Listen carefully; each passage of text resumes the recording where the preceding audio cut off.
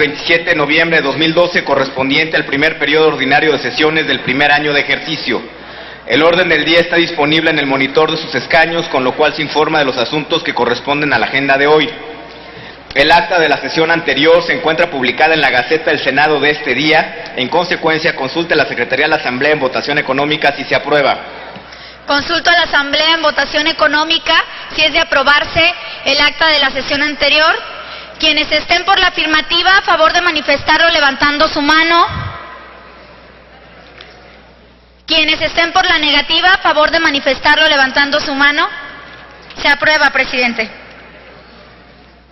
Honorable Asamblea, el artículo 219 del reglamento del Senado establece el procedimiento para que la Cámara pueda asignar un trámite de conclusión exclusivamente a las iniciativas de senadores que están pendientes de dictamen desde el año anterior. En consecuencia, para formalizar la aplicación de este procedimiento, la mesa directiva suscribió un acuerdo en relación con la conclusión de asuntos que no han recibido dictamen. Solicito a la Secretaría de Lectura los resolutivos del acuerdo. Doy lectura. Primero, de las iniciativas presentadas hasta antes del inicio de la 62ª legislatura y que se encuentran pendientes en las comisiones, la Cámara de Senadores mantendrá las que se describen en el anexo número 1, que forma parte del presente acuerdo debido a que los grupos parlamentarios y las comisiones se han manifestado su interés para que continúen en su proceso de análisis y dictamen. Segundo, las iniciativas mencionadas en el anexo primero se les aplicarán las disposiciones del reglamento del Senado en lo que se refiere a los plazos para la emisión de dictámenes y, en su caso, la discusión y votación ante el Pleno. La mesa directiva observará el cumplimiento de los plazos que se refiere el capítulo 6º del título 7º del reglamento del Senado para el dictamen de dichas iniciativas. Tercero, la mesa directiva comunicará formalmente a las comisiones la relación de iniciativas que se refieren los puntos primero y segundo de este acuerdo, a fin de que queden notificadas y presentadas por el respectivo dictamen. Cuarto, las iniciativas que no recibieron la manifestación de continuidad por parte de las comisiones o los grupos parlamentarios se describen en el anexo número 2, que forma parte del presente acuerdo. Se tendrán como concluidas en su trámite legislativo y se remitirán al Archivo Histórico y Memorial Legislativa del Senado de la República para su registro. Es cuanto, señor presidente. Muchas gracias. En consecuencia, está a discusión el acuerdo. Por no haber quien solicite la palabra, consulte la Secretaría de la Asamblea en votación económica si es de aprobarse el acuerdo. Senadoras y senadores, consulto a la Asamblea si es de aprobarse el anterior acuerdo. Quienes estén por la afirmativa, a favor de manifestarlo levantando su mano. Quienes estén por la negativa, a favor de manifestarlo levantando su mano. Se aprueba en votación económica, presidente. Aprobado el acuerdo para dar cumplimiento al artículo 219 del reglamento del Senado para la conclusión de los asuntos que no han recibido dictamen. Comuníquese. Publíquese en la Gaceta los contenidos de los anexos a que se refiere el presente acuerdo para que se conozcan las iniciativas que se mantendrán en comisiones y las que se declaran concluidas en su trámite. Pasamos al siguiente acuerdo. Informo a la Asamblea que se recibieron las siguientes comunicaciones.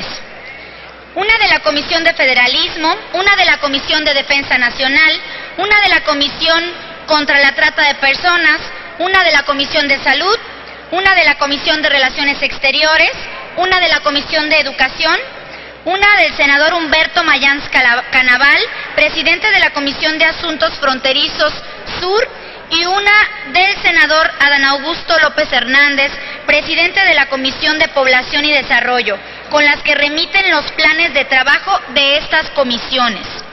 También se recibió comunicación del senador Rabindranath Salazar Solorio, con la que remite el informe sobre las reuniones de la mesa directiva y comisiones permanentes de la Asamblea Parlamentaria Euro-Latinoamericana celebradas en Cádiz, España, del 8 al 10 de noviembre del año en curso. Esta asamblea ha quedado debidamente enterada de todas las comunicaciones de los senadores.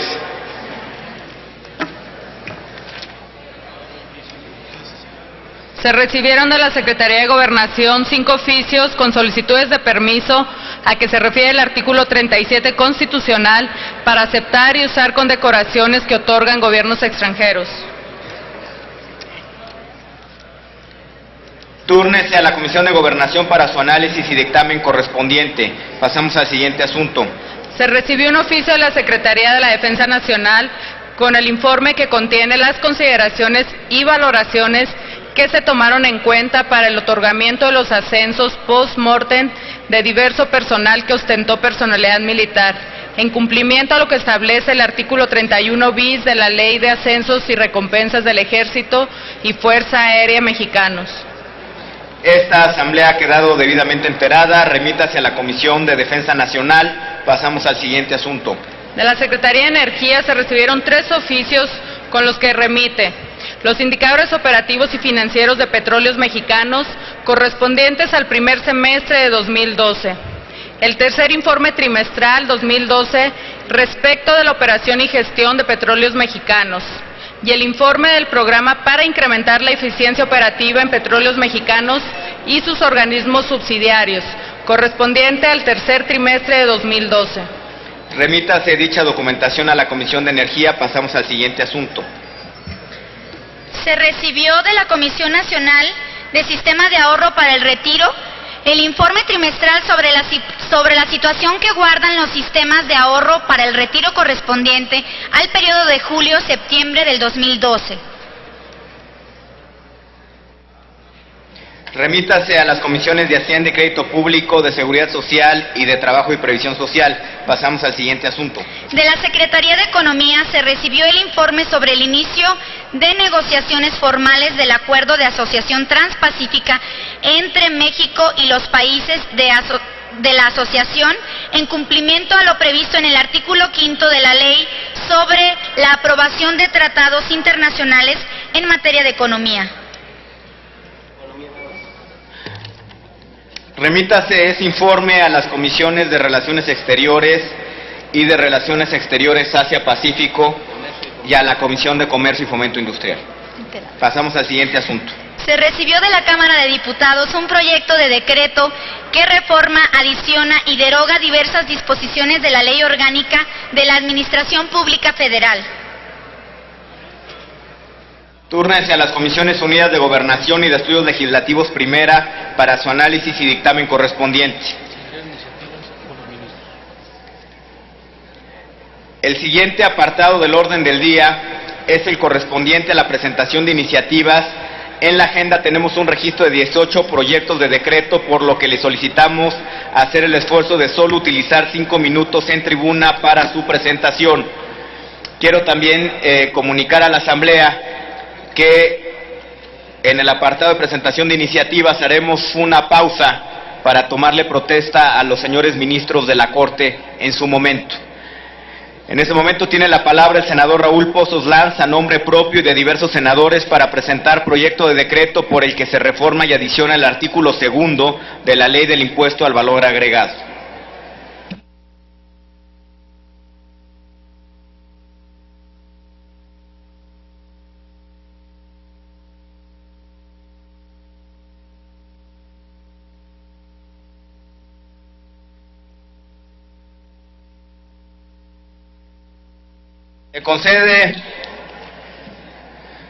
Se concede el uso de la palabra al senador Francisco Salvador López Brito, del Partido Acción Nacional, para presentar proyecto de decreto por el que se reforma la Ley Orgánica de la Administración Pública Federal y la Ley General de Pesca y Acuacultura Sustentable.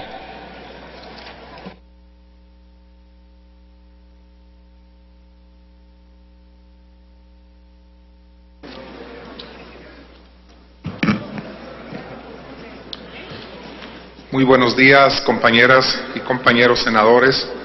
Con su permiso, presidente,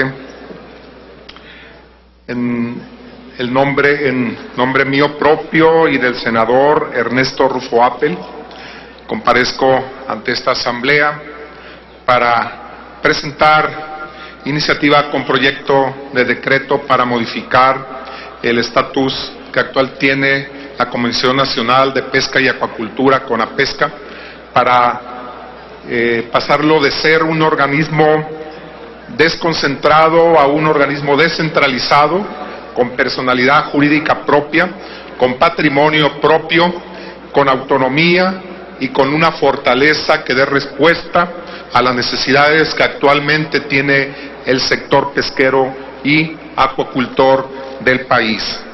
En tal sentido, tenemos los argumentos de que México es un país con un gran potencial para el desarrollo de la actividad pesquera, de consumo, deportiva, acuícola y de maricultura. Sin embargo, apenas contribuye con el 0.5% del Producto Interno Bruto, y entre estos observamos la falta de recursos necesarios para el fomento, para la investigación, para la tecnificación, la industrialización y darle valor agregado al producto primario, y un ordenamiento adecuado de las pesquerías. Con todo lo anterior y en contra, el país ocupa el lugar 17 en producción pesquera a nivel mundial y en la posición 26 en acuacultura. En el 2010, la producción total obtenida fue de 1.768.068 toneladas, lo que representó un 83.7% en captura y el 16.3% en acuacultura. En ese mismo lapso, el valor de la producción total ascendió de 17,000 millones de pesos, de los cuales 7,300 millones se obtuvieron por la acuacultura, con especies de alto valor comercial. Actualmente el ordenamiento de las pesquerías está a cargo de la Comisión Nacional de Acuacultura y Pesca, CONAPESCA, y según sus propias proyecciones para el 2030, de lograrse contar con un sector ordenado, se podría duplicar su contribución a la producción nacional con 2.75 millones de toneladas anuales de alimentos, con un superávit y capaz de crecer a tasas que contribuyan significativamente en la generación de empleos. La CONAPESCA es un órgano administrativo desconcentrado de la Secretaría de Agricultura, Ganadería, Desarrollo Rural, Pesca y Alimentación, SAGARPA, y tiene por misión fomentar y desarrollar los mecanismos de coordinación con diferentes instancias para implementar políticas, programas y normatividad que conduzcan y faciliten el desarrollo competitivo y sustentable del sector pesquero y acuícola del país. En la CONAPESCA se han instrumentado importantes avances en estos 6 años en estructura organizacional que al día de hoy forman una base sólida que le permitiría operar como un organismo descentralizado, que es nuestra propuesta. De lo anterior da cuenta el acuerdo emitido por SAGARPA el 18 de agosto del 2011 y que entró en vigencia el 1 de enero del 2012, que estableció una reestructuración para el fortalecimiento institucional y la transferencia en su totalidad a la CONAPESCA de los recursos materiales, humanos y financieros con los que contaban las subdelegaciones de pesca adscritas a las delegaciones estatales de la SAGARPA. El decreto en referencia establece la nueva estructura orgánica de CONAPESCA, con lo cual se crean oficinas regionales que tendrán como principal objetivo fomentar y atender las actividades del sector pesquero y acuícola nacional, mismas que están distribuidas por 5 regiones en todo el país. En abono pues y respecto al tiempo que nos han solicitado, me remito a citar el proyecto de decreto que expongo ante esta asamblea para su análisis y discusión. Proyecto de decreto por el que se reforma la fracción 21ª del artículo 35 de la Ley Orgánica de la Administración Pública Federal y se adiciona la fracción 14ª bis y se reforma la 43ª del artículo 4 de la Ley General de Pesca y Acuacultura Sustentables para quedar en la siguiente forma. artículo primero, se reforma la fracción 21ª del 35 de la Ley Orgánica de la Administración Pública Federal para indicar fomentar la actividad pesquera y acuícola a través de la Comisión Nacional de Acuacultura y Pesca como organismo público descentralizado que tendrá a su cargo las siguientes atribuciones y me voy al artículo segundo, se adiciona la fracción 14ª bis y se reforma la 43ª, ambas del artículo 4 de la Ley General de Pesca y Acuacultura Sustentables, para quedar en la siguiente forma. El primero, CONAPESCA, Comisión Nacional de Acuacultura y Pesca, órgano público descentralizado, sectorizado con la Secretaría de Agricultura, Ganadería, Desarrollo Rural, Pesca y Alimentación. Y el segundo, que dice, la Secretaría de Agricultura, Ganadería, Desarrollo Rural, Pesca y Alimentación, que actuará a través de la CONAPESCA como organismo público descentralizado, con excepción de aquellos casos en los que sea a través de la SENACICA. Vienen 5 transitorios y les solicito que se haga la transcripción completa en el diario de los debates y que se pase y se turne a las comisiones correspondientes. Muchísimas gracias. Un saludo para todos, compañeros y compañeras senadoras. Gracias, senador. Se encuentra ya el senador Raúl Pozos. Tiene la palabra el senador Raúl Pozos Lanza, a nombre propio de los diversos senadores, para presentar proyecto de decreto por el que se reforma y adiciona el artículo 2 de la Ley del Impuesto al Valor Agregado.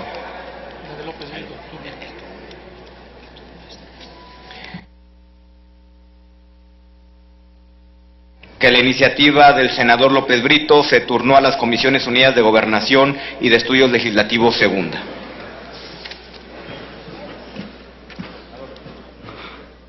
Con su permiso, señor presidente, compañeras y compañeros legisladores, quiero iniciar mi intervención expresando que el documento que hoy presentamos a su consideración fue el resultado de un consenso amplio de los integrantes de la Comisión de Desarrollo Regional que preside nuestro compañero el senador René Juárez Cisneros, así como de todos los senadores que suscriben esta iniciativa y que están comprometidos con los estados fronterizos del sur-sureste de México. La enorme extensión territorial de nuestro país lo dota de un espacio geográfico diverso en el cual coinciden temas de interés común por su naturaleza limítrofe. Las fronteras compartidas entre México y sus países vecinos de Estados Unidos, Belice y Guatemala implican una gestión conjunta de una serie muy amplia de temas que van desde lo social, lo ambiental, lo comercial y lo regional. Las fronteras de México son polos de atracción para las personas que buscan una mejor calidad de vida. La frontera sur es un destino obligado para ciudadanos centroamericanos y sudamericanos en su paso hacia los Estados Unidos. La frontera norte es un espacio donde, aparte de estos extranjeros y nuestros propios connacionales, buscan una mejor calidad de vida y oportunidades para ellos y sus familias. Durante muchos años el Estado mexicano ha impulsado en la frontera norte políticas fiscales que la hicieron más competitiva y que han generado mejores condiciones de vida para quienes ahí viven. Lamentablemente, esto no ha sucedido en la frontera sur. Las asimetrías entre estas dos regiones son notorias. El sur-sureste de México se caracteriza por la altísima dispersión en pequeñas localidades con menos de 2.500 habitantes. En ella se genera el 22.5% del Producto Interno Bruto Nacional. Representa el 73% de la población que habla lengua indígena y el 69.3% de la población vive en la pobreza y un 19.2% se sitúa en pobreza extrema. 21 millones de personas tienen ingresos por debajo de la línea de bienestar, lo que representa el 65.8% de la población total de la región. Particularmente en los municipios que se busca beneficiar con esta propuesta, habitan más de 1,5 millones de mexicanos y más de 700,000 personas pertenecen a alguna etnia indígena, que predominantemente son mayas, con altos índices de analfabetismo, pobreza, desnutrición, incertidumbre y falta de oportunidades. En contraste, nuestra región aporta generosamente a la Federación sus vastos recursos naturales, turísticos y energéticos, como el petróleo, el gas natural y la energía hidroeléctrica, para soportar el desarrollo nacional mediante un usufructo centralizado y desigual. He expresado anteriormente en esta respetable tribuna de la imperiosa necesidad de los estados, como el que represento, que es Campeche, de contar con incentivos económicos para depender con menor medida de los ingresos generados por la economía petrolera. Sin duda, esta iniciativa respalda a toda la región, consolidaría un avance significativo en el tema. Por ello, es necesario diseñar políticas fiscales para la frontera sur y demandar de la Federación y del Congreso de la Unión la inclusión de un territorio más amplio de esta frontera para contar con tasas competitivas en lo impositivo. Los senadores que suscribimos esta iniciativa proponemos una reforma al artículo 2 de la Ley del Impuesto al Valor Agregado para reducir la tasa de este impuesto al 11% o incluso menos, de acuerdo a lo que estime la Secretaría de Hacienda y Crédito Público. La región fronteriza sur del sur-sureste del país necesita incentivos fiscales más allá de los 20 kilómetros permitidos para estimular la creación de empleos y la activación económica de la región, como es el caso de los municipios de mi estado, Calakmul y Candelaria, que a la vez de ser los de mayores carencias y marginación, representa potencialidades significativas para el desarrollo de la región por la calidad de su gente, sus recursos naturales y sus capacidades productivas. Lo mismo se puede expresar de los municipios de Chiapas y Tabasco, todos con un pasado de esfuerzo y un futuro que con estas medidas se advierte más alentador en un esquema de competencia. Asimismo, se propone la adición de un 5º párrafo al artículo 2 de la Ley del IVA, para establecer que se podrá aplicar temporalmente una tasa inferior a la aplicable en las regiones fronterizas, con una temporalidad y magnitud que podrá ser revisada por la Secretaría de Hacienda y Crédito Público, siempre que los bienes y servicios sean enajenados, prestados o realizados por personas físicas y morales residentes en la región fronteriza sur, logrando con ello áreas territoriales del sur-sureste de nuestro país más competitivas de sus destinos, productos y servicios turísticos, fomentando con ello la diversificación, la atracción de inversiones, así como la integración de cadenas productivas y, por supuesto, la creación de empleos. Por todo lo anteriormente expuesto y fundado, proponemos ante esta honorable soberanía la iniciativa con proyecto de decreto que reforma y adiciona el artículo 2 de la Ley del Impuesto al Valor Agregado. Artículo único. Se reforma el párrafo 4 y se adiciona un 5º párrafo al artículo 2 de la Ley del Impuesto al Valor Agregado para quedar como sigue.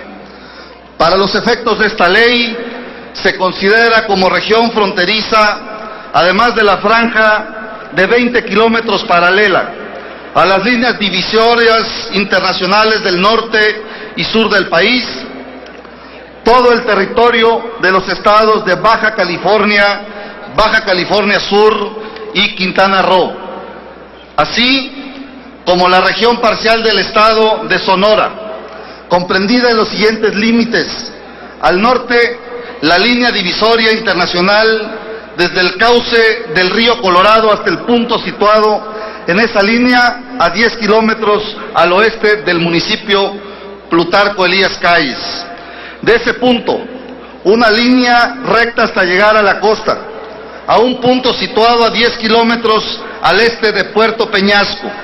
De ahí, siguiendo el cauce de ese río hacia el norte, hasta encontrar la línea divisoria internacional, así como también los municipios de Caborca y de Cananea en Sonora, Calakmul y Candelaria en Campeche, Amatenango de la Frontera, Benemérito de las Américas, Bejucal de Ocampo, Cacaotán, Comitán de Domínguez, Frontera Comalapa, Frontera Hidalgo, La Independencia, La Trinitaria, Las Margaritas, Maravilla, Marqués de Comillas, Mazapa de Madero, Motocintla, Ocosingo, Palenque, Suchate, Tapachula y Tenejapa, Tuxtla Chico y Unión Juárez en el estado de Chiapas, y los municipios de Balancán y Tenosique del vecino estado de Tabasco. Tratándose de las regiones fronterizas, la Secretaría de Hacienda y Crédito Público podrá aplicar temporalmente una tasa inferior en las mismas, siempre que los bienes y servicios sean enajenados, prestados o realizados por personas físicas y morales en ese ámbito territorial.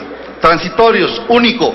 El presente decreto entrará en vigor a la fecha de su publicación en el Diario Oficial de la Federación. Suscriben los senadores René Juárez, Raúl Aarón Pozos Lanz, Humberto Domingo Mayans Canaval, Fernando Enrique Mayans Canaval, Adán Augusto López Hernández, Roberto Armando Albores Gleason, Óscar Román Rosas González, Zoé Robledo Aburto, Mónica Arriola Gordillo y Luis Armando Melgar Bravo. Muchísimas gracias. Gracias, senador Pozos. Túrnese a la Cámara de Diputados. Senador.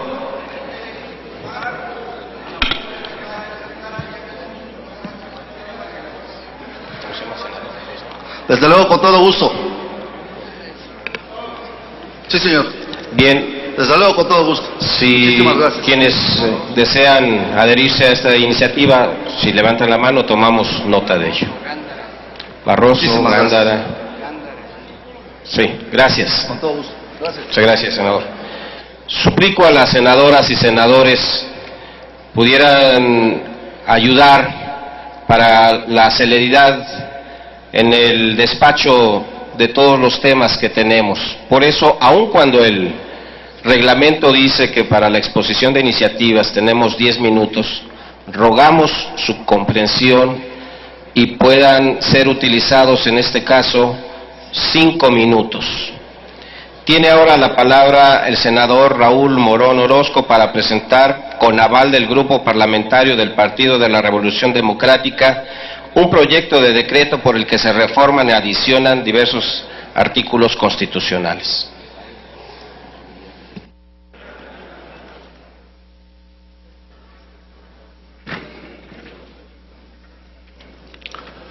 Con su permiso, compañero vicepresidente, compañeras y compañeros senadores, me permito presentar la iniciativa de decreto que reforma y adiciona diversas disposiciones de los artículos 25, 26, 35, 40, 73, 79, 115, 116 y 122 de la Constitución Política de los Estados Unidos Mexicanos, con aval del Grupo Parlamentario del Partido de la Revolución Democrática, en un tema de la mayor importancia para la vida política y democrática del país, como lo es el asunto de la participación ciudadana. Hoy día no podíamos entender la participación ciudadana si no es desde la óptica de la democracia participativa, como una vía política y social directa para que la población, a través de los diversos mecanismos y figuras, pueda ser partícipe de las decisiones del gobierno de manera independiente, sin necesidad de formar parte de la estructura burocrática o de un partido político. Buscamos incluir en el marco constitucional nuevas formas de participación que permitan a los ciudadanos y a las organizaciones incidir en el orden público federal, estatal y municipal, sin sustituir las funciones del gobierno, para que puedan ser parte del diseño, planeación, implementación y evaluación de las políticas públicas. Buscamos también, acorde a una democracia deliberativa, hacer posible la discusión y la consulta pública sobre temas de interés para la vida nacional, el desarrollo social, regional o comunitario, mediante procesos plebiscitarios o de referéndum que puedan partir de las iniciativas del sector público o de los propios ciudadanos y que buscan modificar o refrendar actos jurídicos, legislativos o administrativos. Esta tendencia de abrir la acción del poder público a la participación ciudadana es común en los regímenes democráticos como en Alemania, Italia, España, Suiza y en América Latina, Uruguay, Ecuador, Venezuela, Chile y Bolivia. En el caso de la República Mexicana, varias entidades federativas como Nuevo León, Coahuila, Chihuahua, Baja California y el Distrito Federal han abierto la brecha para demostrar que sí es posible y jurídicamente viable legislar sobre la materia. En los últimos años se ha impulsado con mayor frecuencia la existencia de consejos ciudadanos, integrados por miembros de organizaciones civiles y por expertos independientes, lo que ha enriquecido las propuestas, el monitoreo y la evaluación de políticas públicas en temas tan trascendentes como los derechos humanos, el medio ambiente, la seguridad pública, entre muchos otros temas de interés general. La Ley de Planeación prevé la participación de los grupos sociales en la elaboración del Plan Nacional de Desarrollo y los programas que de él se derivan. Sin embargo, es preciso fortalecer el esquema vigente. Entre las acciones que contempla esta iniciativa, se contempla el reconocimiento constitucional de la participación en la construcción de presupuestos participativos y la vigilancia del gasto público. Durante la 61ª legislatura se presentaron diversas iniciativas referentes a esta materia, las cuales fueron discutidas en el marco de la reforma política, lo que concluyó con la aprobación de la consulta popular y las candidaturas independientes.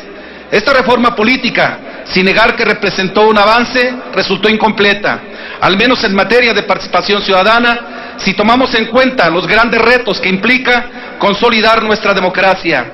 Otra forma importante de participación que se incluye en nuestra propuesta es la revocación del mandato, que abarcaría desde el presidente de la República, senadores, diputados federales, gobernadores de los estados, el jefe de gobierno del Distrito Federal, jefes delegacionales, diputados locales, diputados de la Asamblea Legislativa, así como los presidentes municipales y demás miembros del Cabildo.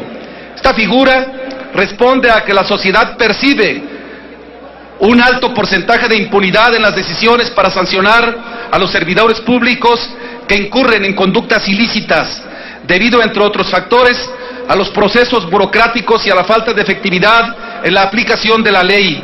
De ahí la enorme relevancia de incluirla.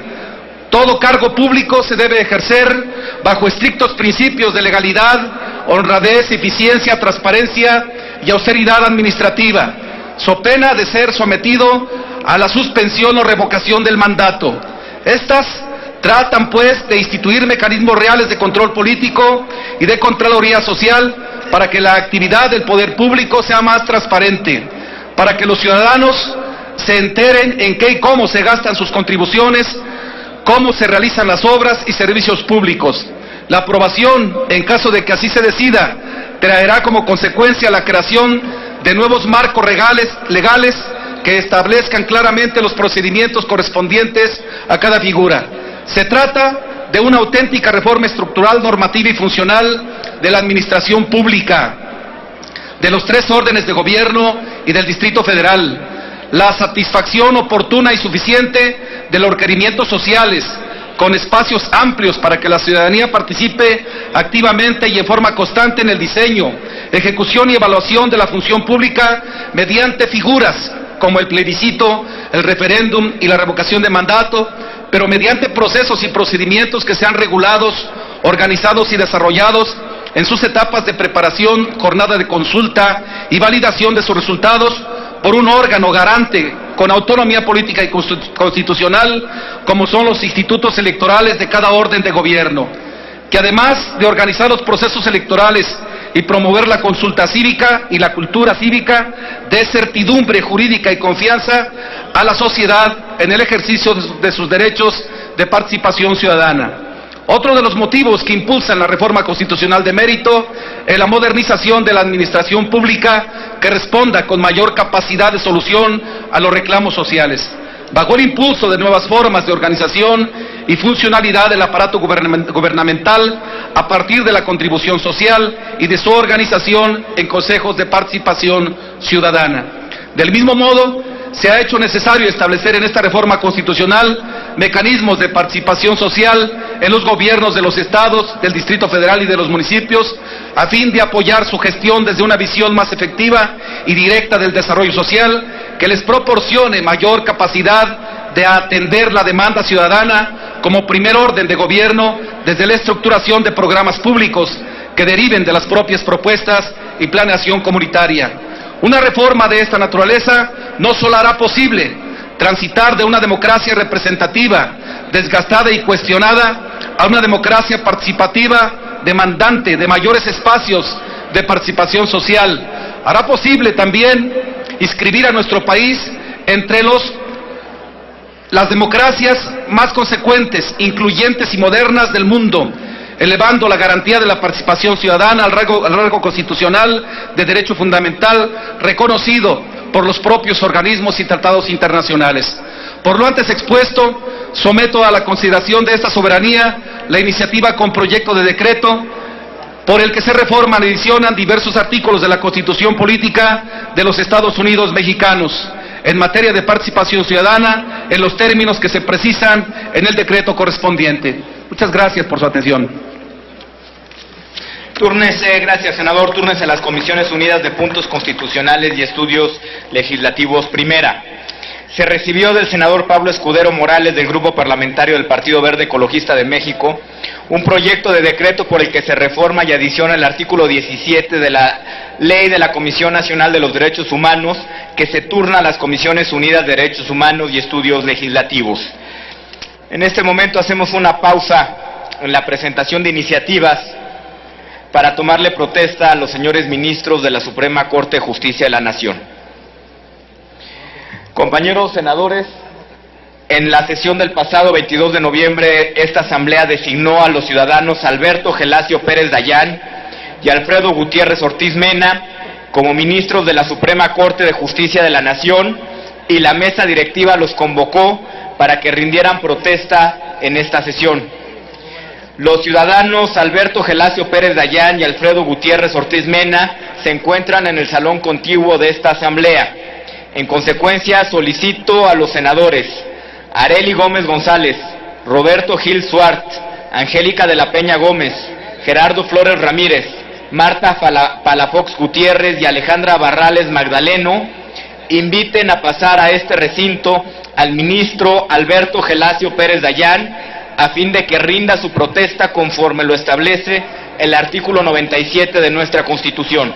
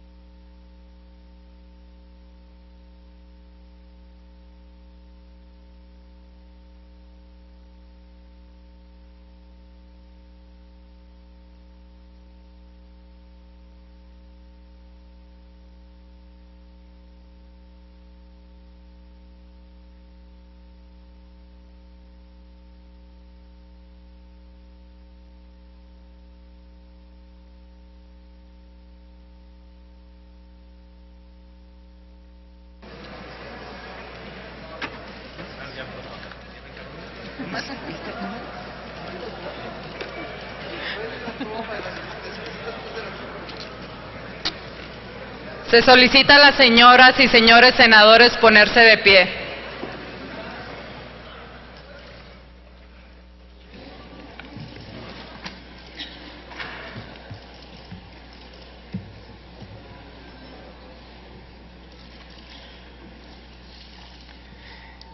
Ciudadano Alberto Gelacio Pérez Dayán, protesta desempeñar leal y patrióticamente el cargo de ministro de la Suprema Corte de Justicia de la Nación que se le ha conferido, y guardar y hacer guardar la Constitución Política de los Estados Unidos Mexicanos y las leyes que de ella emanen, mirando en todo por el bien y prosperidad de la Unión.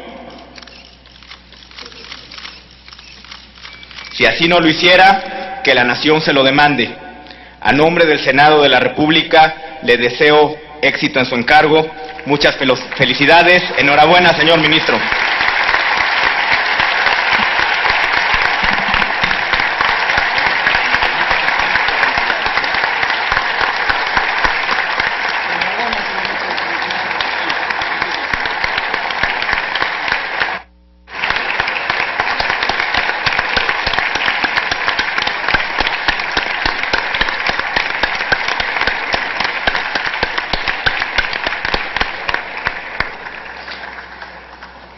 Solicito a la comisión designada acompañe al ministro Pérez Dayán, cuando así lo desee el ministro, retirarse del salón.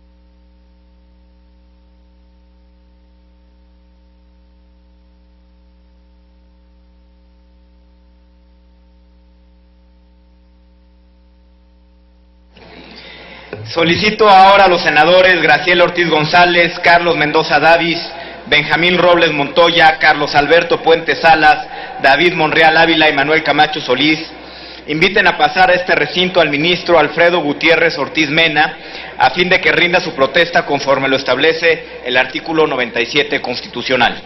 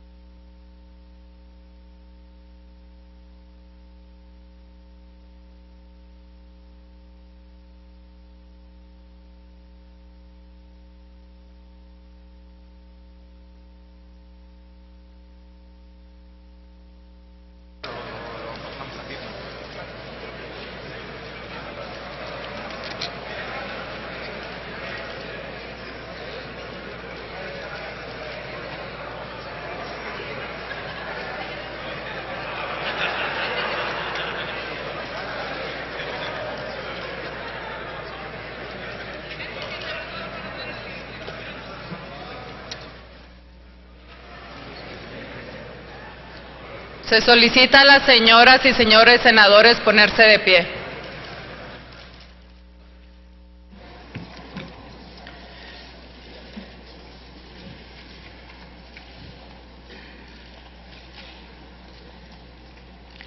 Ciudadano Alfredo Gutiérrez Ortiz Mena, protesta desempeñar leal y patrióticamente el cargo de ministro de la Suprema Corte de Justicia de la Nación que se le ha conferido y guardar y hacer guardar la Constitución Política de los Estados Unidos Mexicanos y las leyes que de ella emanen, mirando en todo por el bien y prosperidad de la Unión.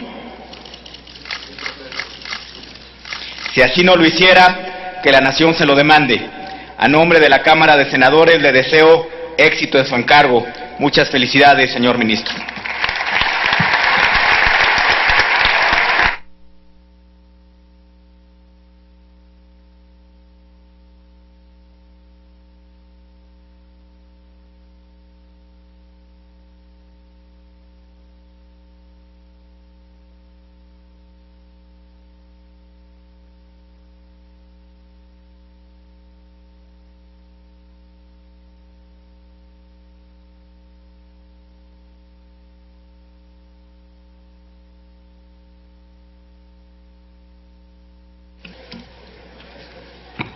Solicito a la comisión designada acompañe al ministro Alfredo Gutiérrez Ortiz Mena cuando desee retirarse del salón.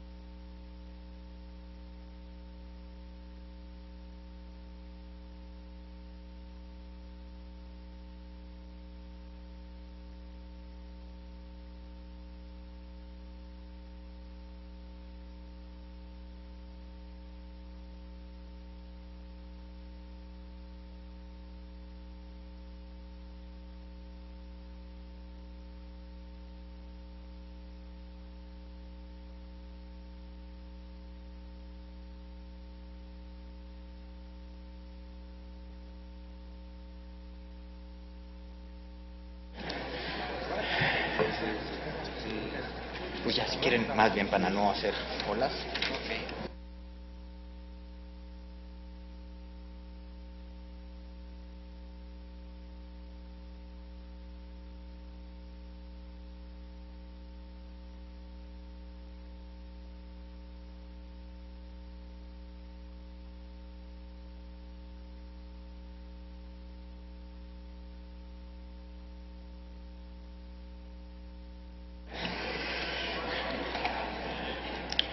Continuamos con el orden preestablecido. Tiene la palabra la senadora Laida Sansores San Román para presentar proyecto de decreto por el que se reforman la Ley Orgánica del Ejército y Fuerza Aérea Mexicanos y la Ley Orgánica de la Armada de México.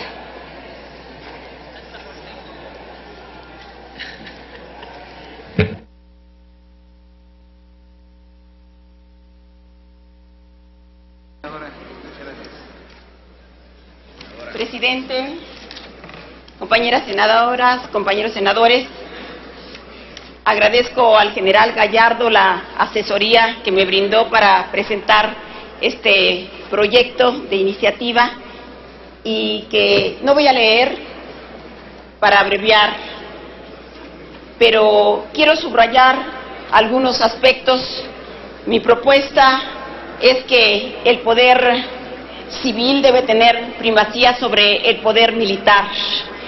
Y sabemos que el tema de las Fuerzas Armadas en nuestro país ha sido intocado en su historia política. Es tabú. Se puede criticar al presidente, ponerle calificativos, pero no se puede incomodar con el pétalo de una invitación a comparecer en este pleno a ninguno de los altos mandos militares. Incluso han llegado a venir a comisiones o a recintos ajenos a este Senado, pero nunca en el Pleno. Las democracias modernas han subordinado el poder militar al poder civil y ya la mitad de los ministerios de las defensas en América Latina ya están, sus titulares son civiles e incluso son o han sido mujeres. Y en Centroamérica ya es tema del debate nacional. Ellos piden que el ejército, las fuerzas militares, las fuerzas armadas se limiten a defender la soberanía de sus territorios. Y punto.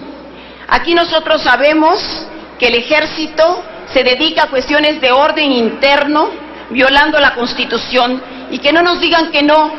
Ellos manejan este manual de operaciones y estas tesis grupales de grado, en donde, si ustedes lo leen, dice en primer lugar que son secretos.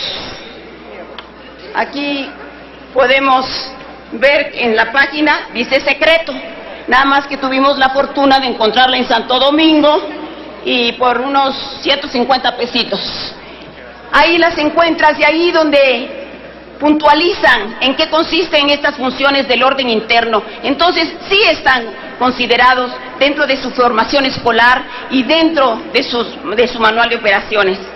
Las circunstancias actuales que vive nuestro país nos obliga a tener primacía sobre el poder militar. Y por tal motivo es necesario que la defensa nacional se separe de las Fuerzas Armadas, porque la defensa nacional es un asunto no solo de militares, es asunto de todos los mexicanos. Y esta falta de subordinación de los militares a los civiles fortalece la autonomía castrense. Hay indicadores para evaluar la supremacía del poder militar en México y en otros países. Hay 11 indicadores y ya hay varios de ellos que ya preocupan. Aquí tenemos unas evidencias. La defensa está en manos solo de militares. La planeación estratégica militar la realiza la sección 5ª del Estado Mayor de la Sedena. No existe, y esto nos toca a nosotros, compañeros legisladores, que yo sé que este no es un tema común y a lo mejor saben que va a tardar tiempo en evolucionar, pero había que empezar ahora. Y no existe control parlamentario sobre los asuntos militares. No existen informes sobre adquisiciones, movimientos de tropas, presupuesto. Aquí autorizamos el presupuesto que presenta la Sedena sin ni rebatir ninguno de sus aspectos, de sus peticiones. Se aumentó el presupuesto en 310% en estos 12 años. El diseño e implementación de la política de la defensa y seguridad nacional es asunto exclusivo de militares. Ejercen los controles de inteligencia, participan en labores de seguridad pública y de orden interno. Y los ascensos, ya que es un tema porque es muy reciente. El jueves pasado, aquí funcionamos muy bien como levantadedos. Nos pidieron la autorización de 200 ascensos de 200 grados militares. Y sin conocer, yo les podría asegurar, ni siquiera los nombres de quienes estaban siendo ascendidos, nosotros aprobamos en bloque esos 200 grados. Mi voto fue en contra. Por primera vez me rebelo porque han tomado las Fuerzas Armadas aquí al Senado como una oficina de trámite. Apenas se está marcando ya el fuero militar. Creo que las tres Fuerzas Armadas deben estar unidas bajo un solo mando, la conducción de un Estado Mayor conjunto y bajo la conducción de un secretario de la Defensa Civil. Ya terminó. Esto es una estrategia y una política de Estado. No es contra las Fuerzas Armadas. Tenemos que reconocer que con todo y a pesar de los pesares, en todas las encuestas, el Ejército sale como la institución mejor calificada por la ciudadanía. Y esta iniciativa la considero que es un desafío democrático, va a necesitar involucrar a todos los poderes del Estado, a las organizaciones no gubernamentales, a los académicos, a las universidades, para el diseño y la planeación de una nueva institución con valores democráticos y con respeto a los derechos humanos. Y los convocamos a todos, sin miedo, sin temores, a romper el tabú y a poner en el centro del debate público el tema de la reforma de las Fuerzas Armadas. Gracias. Gracias, senadora Sansores. Se turna a las Comisiones Unidas de Defensa Nacional y de Estudios Legislativos.